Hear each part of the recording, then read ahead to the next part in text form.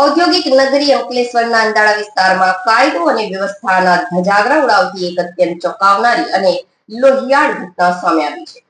અંદાળાના શાંતિ Niketan society road પર આવેલા પરમાર ફળિયા અને આહિર ફળિયામાં બે જૂથો વચ્ચે સશસ્ત્ર દિલ ધડક ફિસિયારામ બોલી ગયો હતો. શરૂઆતમાં આ મામલો માત્ર ઢોર ચરાવવાનો સામાન્ય ઝઘડો લાગતો હતો, પરંતુ પોલીસ તપાસમાં સામે આવ્યું છે કે આ હિંસા પાછળ પરિવારમાં થયેલા પ્રેમ લગ્નની 5 વર્ષ જૂની ભીતરી આગ અને રીસ જવાબદાર હતી. આ લોહિયાળ આખલા યુદ્ધમાં આખરે સામે ગંભીર ગુનાઓ દાખલ કરી કાયદેસરની કાર્યવાહી હાથ ધરાઈ છે.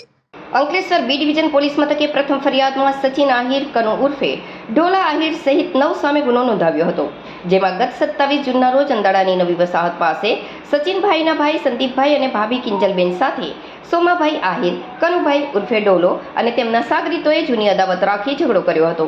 સામાન્ય બોલાચાલી બાદ આરોપીઓએ એકસંપ થઈ લાકડીઓ, લોખંડના પાઇપ અને ઘાતક હથિયારો વડે આખા પરિવાર પર પાશવી હુમલો કરી દીધો હતો. આ હુમલામાં સંદીપભાઈને માથાના ભાગે જીવલેણ ઈજાઓ થતા તેઓ લોહી લુહાણ થઈ ગયા હતા.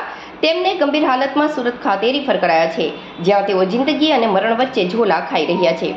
બચાવવા પડેલી મહિલાઓને પણ આ દબંગોએ આડેધડ ફટકારી હતી. તો સામે પક્ષે કનુભાઈ આહિરની વળતી ફરિયાદ રત્ના આહિર સહિત 9 થી વધુના ટોળા સામે ગુનો નોંધાવ્યો હતો.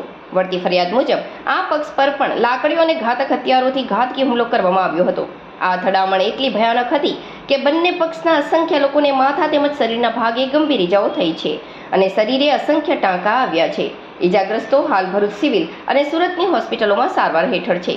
આ ઘટનાએ અંકલેશ્વર પોલીસની પેટ્રોલિંગ અને કાયદો વ્યવસ્થાની સ્થિતિ પર મોટા સવાલો ઊભા કર્યા છે.